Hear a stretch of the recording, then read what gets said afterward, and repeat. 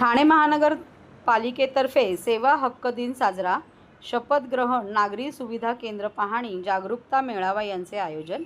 महाराष्ट्र लोकसेवा हक्क अधिनियम 2015च्या अंमलबजावणीस 10 वर्ष पूर्ण झाल्याच्या निमित्ताने ठाणे महानगरपालिकेतर्फे सोमवार 28 एप्रिल 2025 रोजी सेवा हक्क दिन साजरा करण्यात आला। त्या निमित्ताने महापालिकेतील अधिकारी आणि कर्मचारी यांनी शपथ घेतली। वरिष्ठ अधिकाऱ्यांनी नागरी सुविधा केंद्राची पाहणी केली। तसेच महिलांमध्ये या कायद्याविषयी जागरूकता निर्माण व्हावी यासाठी मेळाव्याचेही आयोजन करण्यात आले होते।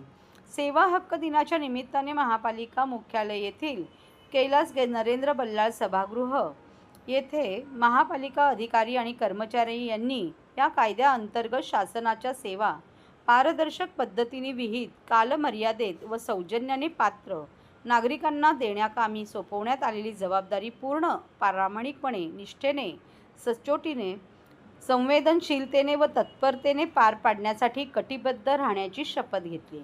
या प्रसंगी अतिरिक्त आयुक्त प्रशांत रोडे, उपायुक्त जीजी गोदेपुरे, उमेश बिरारी आणि अनघा कदम, आरोग्य अधिकारी डॉक्टर राणी शिंदे यांच्यासह महापालिका अधिकारी आणि कर्मचारी उपस्थित होते।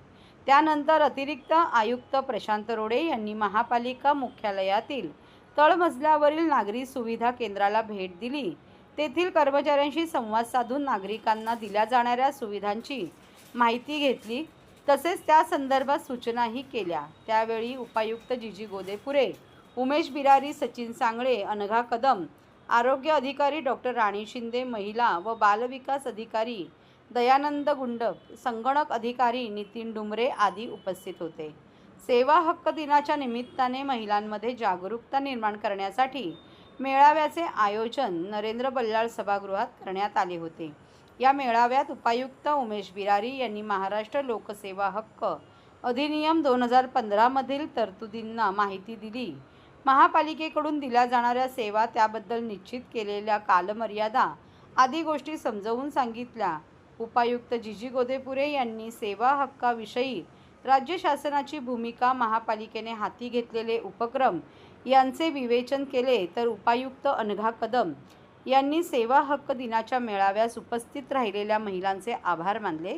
तसेच सेवा हक्काबाबतचा संदेश कुटुंबात, परिसरातही पोहोचवावा असे त्यांनी आवाहनही केले।